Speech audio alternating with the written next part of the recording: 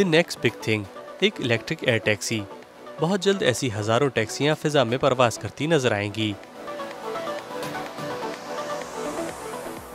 German startup lilium दुनिया भर में फिजाई टैक्सियां तैयार करने वाली 100 कंपनियों की दौड़ में शामिल है। ये मुकाबला दरअसल बेहतरीन टेक्नोलॉजी और उसके इस्तेमाल की अव्वलीन मंजूरी हासिल करने का है।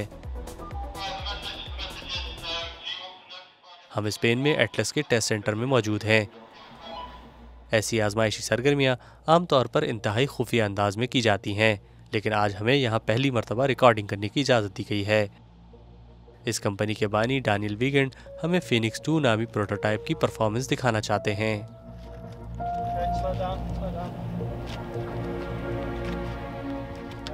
एक तरफ हम हवाई जहाज की फ्लाइट फिजिक्स की जांच करना चाहते हैं, यानी ये कंट्रोल सॉफ्टवेयर एरोडायनामिक्स और स्ट्रक्चर के साथ हवा में कैसे काम करता है। हम ये भी जांचना चाहते हैं कि हमारे ऑपरेशनल अमल इसके साथ कैसे काम करते हैं। इस तरह हम इसके सर्टिफिकेशन प्रोग्राम में ज्यादा मौसर तरीके से आजमाइशी परवाज की जाँच कर सकते हैं। एक फीनिक्स 2 तैयार करने की लागत तकरीबन 4 मिलियन यूरो बनती है।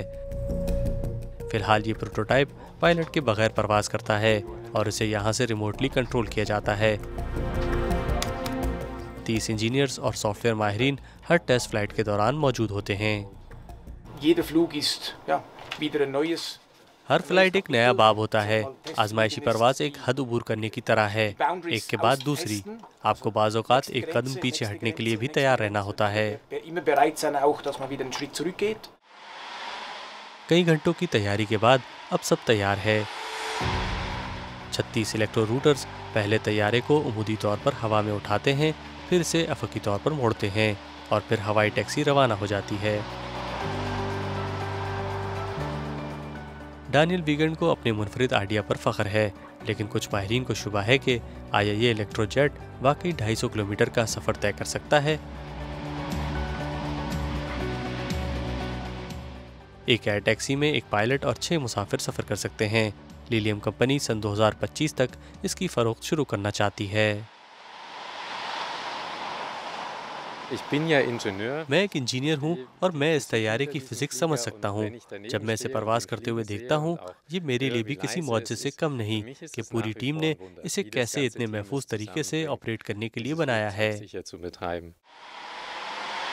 ये स्टार्टअप हाल ही में मंजर-ए-आम पर आई है और इसके अहदाफ बहुत बुलंद हैं। डैनियल वीगेंड को यकीन है कि सिर्फ चंद सालों के अंदर उसकी कंपनी की सेल अरबों डॉलर तक पहुंच जाएगी। उनके ख्याल में एयर टैक्सी सफ़र के लिए गाड़ी और ट्रेन का मुतबादिल साबित हो सकती हैं। इससे हम एक ऐसा रीजनल ट्रांसपोर्ट सिस्टम बना सकते हैं जिसमें हम शहरों को वर्टिकल टेक ऑफ की मदद से इलेक्ट्रिक हवाई जहाज के साथ जोड़ सकते हैं और इसकी रफ्तार ज़मीनी नक्लो हमल से कहीं ज़्यादा तेज़ होगी।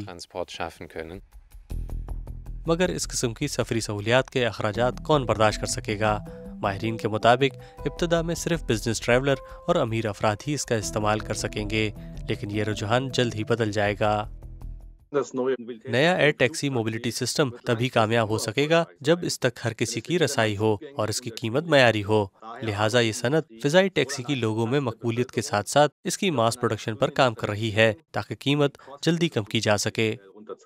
इस बारे में अभी कई सवालात के जवाब मिलना बाकी हैं, जैसे कि इन तैयारों की लैंडिंग और टेक ऑफ कहाँ की जाएगी, नॉइस पोल्यूशन का क्या बनेगा। लेकिन एक बात यकीनी है कि ये एक माहौल दोस्त टेक्नोलॉजी होगी। ये एमिशन फ्री तैयारे हैं, जो कि एक बहुत बड़ा पहला कदम है। अगले मरहले में ये साबित करना होगा कि हम इसकी पैदावार, रिसाइकलिंग और इस्तेमालशुदा बैटरियों का पायदार तरीके से इस्तेमाल करेंगे।